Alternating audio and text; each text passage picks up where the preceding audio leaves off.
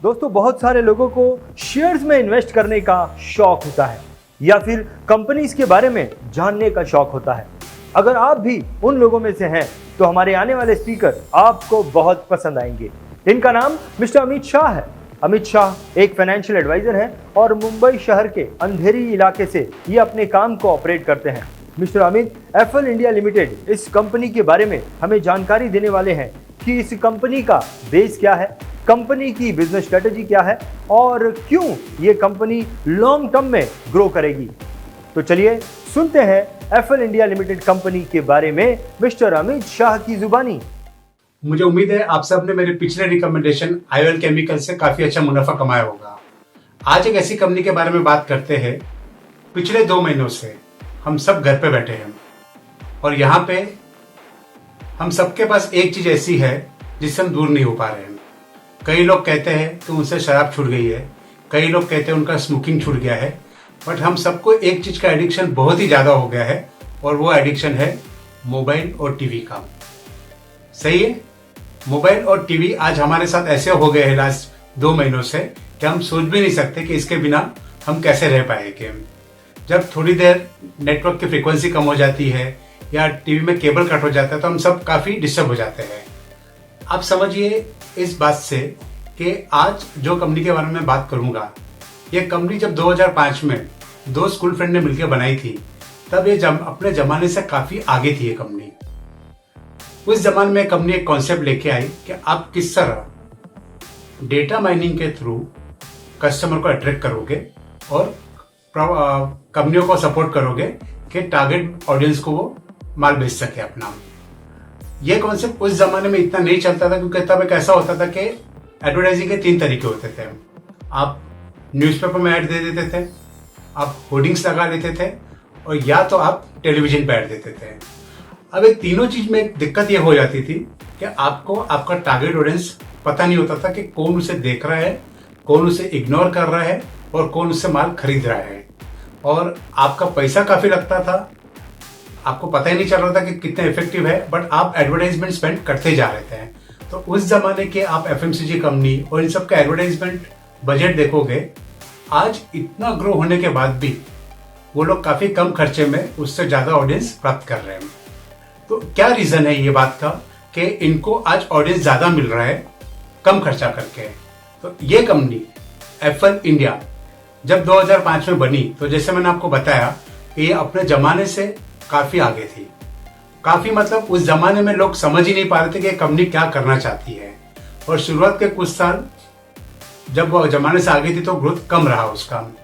लेकिन आज हम समझ पा रहे हैं कि आप अपने घर में देखिए कि आज आप अपने मोबाइल में अगर 4 बार एक शूज के एडवर्टाइजमेंट देखते हो, भले आप नहीं खरीदते हो लेकिन आप सिर्फ देखते हो, आप देखिए अगली बार आप जब यूट्यूब में जाएंगे या अगली बार आप जब कोई दूसरी साइट पे जाएंगे, आपको सामने से शूज के ऐड आने शुरू हो जाएगी, अलग अलग ब्रांड के, अलग अलग रेंज के।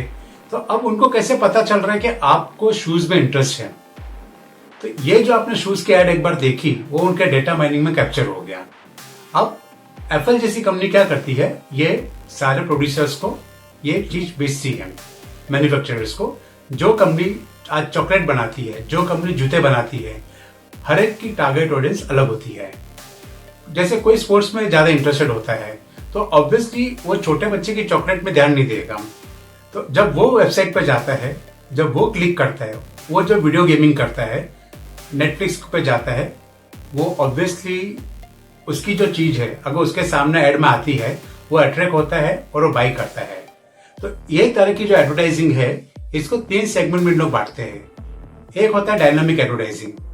डायनामिक में क्या होता है कि आप वीडियो गेम खेल रहे हो, बीच में एक ऐड आ रही है, आप उसको देखते हो, इग्नोर कर देते हो, स्किप करके आगे चले जाते हो। यह डायनामिक ऐड होती है जो रैंडम आती है। दूसरी होती है टारगेटेड ऐड। टारगेटेड ऐड कब आती है? वो रैंडम नहीं आती है, वो पहले आपको ट्रैक करती है कि आपने क्या टारगेट किया था। तो आज कई गृहिणियां घर का सामान ऑनलाइन मंगाती है, तो क्या देखती है, वो जाके देखती है कि कौन सा आटा अच्छा है, कौन सा घी अच्छा है, कौन से चावल अच्छे हैं। अब जब वो ये सब देखती है, ये सारे टारगेट ऑडियंस हो जाती है और ये मैन्युफैक्चरर को डेटा पहुंचाती है एफएल जैसी कंपनियां अब जब ये गृहिणियां वापस अपना फोन शुरू करती है तो उनको उस चावल का मैन्युफैक्चरर अलग अलग ब्रांड के लोग अपनी ऑफर बेचते हैं, या जैसे स्टार बाजार है, या जैसे आपका हाइपर मार्केट है, बिग बाजार है, या एडवर्टाइज बेचता है कि मैडम ये चावल में 40 रुपीज डिस्काउंट देंगे। दूसरी ऐड आएगी, मैडम ये चावल में हम आपको 100 रुपये डिस्काउंट देंगे, क्योंकि इनको पता है कि ये मैडम ने पिछले 4 दिनों में 5 दिनों में चावल का ऐड को 5 से 6 बार देखा है, तो ये खरीदने वाली है। तो इसे कहते हैं टारगेटेड ऑडियंस। और तीसरा जो इनका तरीका होता है, तीसरा तरीका इनका एकदम अलग ही हो जाता है, वो होता है online and offline. Online and offline का मतलब क्या होता है कि आपको कपड़े खरीदने हैं, तो आप कपड़े वेबसाइट में भले हजारों देखें, लेकिन ज्यादा करके आप उसको ऑनलाइन लेते नहीं हो। आप क्या चाहते हो, मैं शोरूम में जाऊंगा, ट्राई करूंगा और फिर लूंगा। तो आपने समझो फ्लिपकार्ट पे कुछ अच्छे कपड़े देख लिए या अमेजोन में अच्छे कपड़े देख लिए, अब आप क्या करते हो, उसको रिजर्व कर लेते हो वहां पे कि ये मुझे पसंद है। अब आप जब स्टोर पे जाते हो, आप वो कपड़े मांगते हो उनसे, तो ओनर को उस वक्त डेटा आ गया होता है कि ये क्लाइंट ने क्या देखा है, और वो उसी तरह का डिमांड के हिसाब से आपको कपड़ा सप्लाई करता है।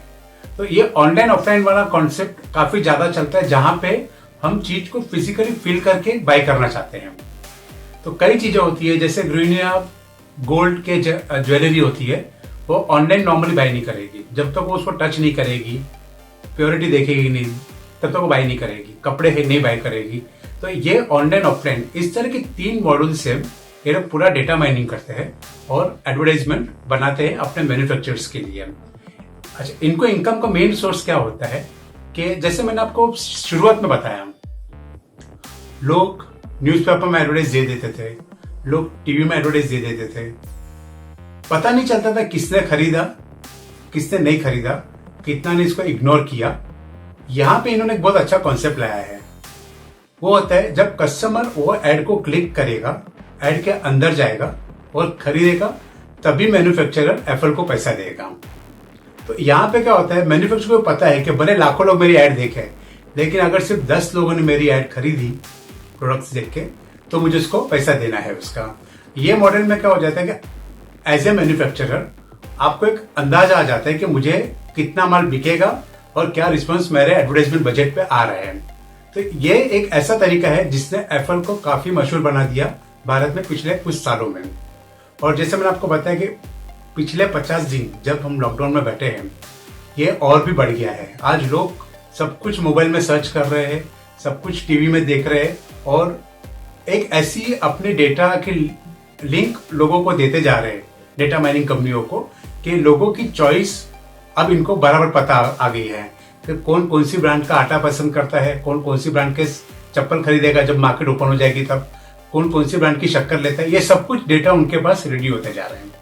तो एप्पल कंपनी के बारे में मैं जो आपको बता रहा था, ये कंपनी आज भले ओवर प्राइस लगे हमको, लेकिन जो भी कंपनी मार्केट में अपने जमाने से पहले आती है, आप हमेशा मार्क कीजिए उसको ज्यादा प्रीमियम मिलता ही है।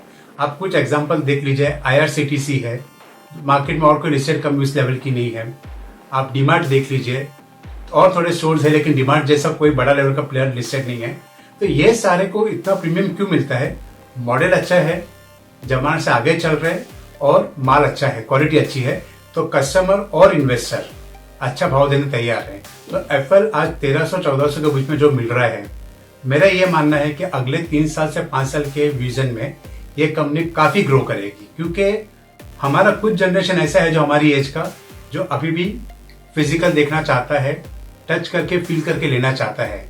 लेकिन जो हमारे बच्चों का जनरेशन है, तो उनसे नीचे की एज का जनरेशन है, ये तो पूरा मोबाइल पे ही है।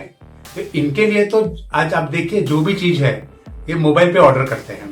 तो ये ऐसी एक नई ऑडियंस इनके लिए रेडी हो रही है जो इन पे फुल डिपेंड है, इनकी पूरी पैटर्न उनको पता है, और ये अपने लिए हमेशा माल वहीं से खरीदेगी। तो आगे जाते एप्पल को और भी इसी चीज का फायदा होगा जो ट्रेंड अभी बन रहा है। मुझे उम्मीद है मेरा ये एपिसोड आपको पसंद आया होगा।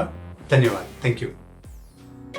अगर आपने अब तक इस चैनल को सब्सक्राइब नहीं किया तो इसे सब्सक्राइब करें, नोटिफिकेशन के लिए बेल आइकन को क्लिक करें, और वीडियो पसंद आए तो लाइक भी करें।